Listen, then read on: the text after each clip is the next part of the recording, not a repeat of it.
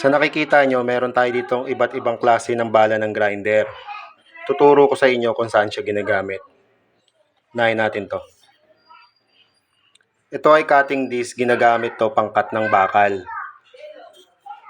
Meron tong iba't ibang klase, gaya nito, ginagamit to sa stainless.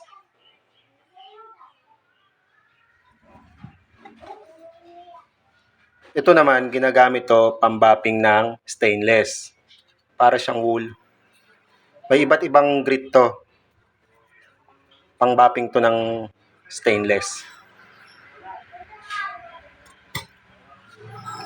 Ito naman, grinding stone. Kadalasan tong ginagamit ng mga welder. Pang-grind ng mga pinag-weldingan nila. Lalo na yung mga bumubukol na pinag-weldingan. Ito ang magandang gamitin. Grinding stone. Ito naman, special tong ginawa, pangkat ng glass. Para lang to sa glass.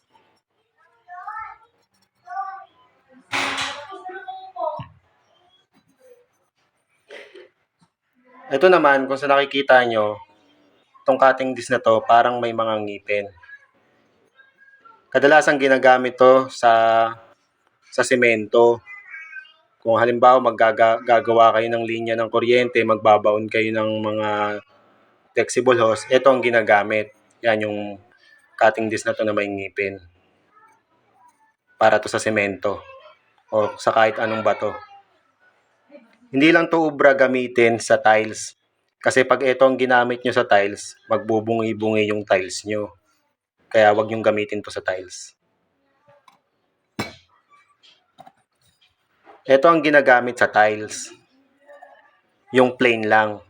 Walang ngipin. Yan. Kasi pag ito ginamit nyo, hindi magbubungi-bungi yung tiles nyo. Kung magbungi man, napaka-minor lang.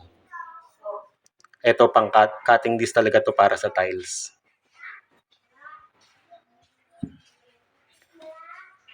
Ito naman, kung wala kayong circular saw, pwede itong bala na to ibala nyo sa grinder. Pang-cut ng wood. Ingat lang kayo sa paggamit kasi napaka-delikado nito. Yan.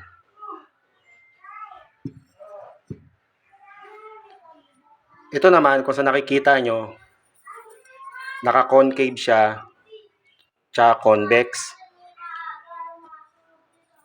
Etong disc na to, ginagamit to sa pag-grind kadalasan ng mga wall, kapag may mga bukol-bukol. Ito ang ginagamit. Pinapang-grind to. Ganyan. Pag gusto nyo kinisin yung mga wall nyo, kaya mga poste nyo, para hindi na kayo maghabol ng pagkinis, ito na ang gagamitin nyo. Gagrinderin nyo na lang nito, gamit ang bala na to.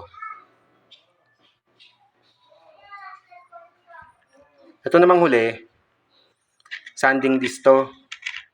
Kung wala kayo yung mga typical na sander, ito pwede itong pang-convert. Binabala to sa grinder. Yan, may detachable pad. Pwede rin to ibala sa barena. Yan, may pin siya.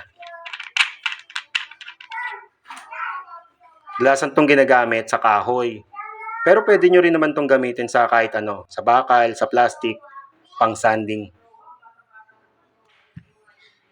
Yun lang. Sana may natutunan kayo. Salamat.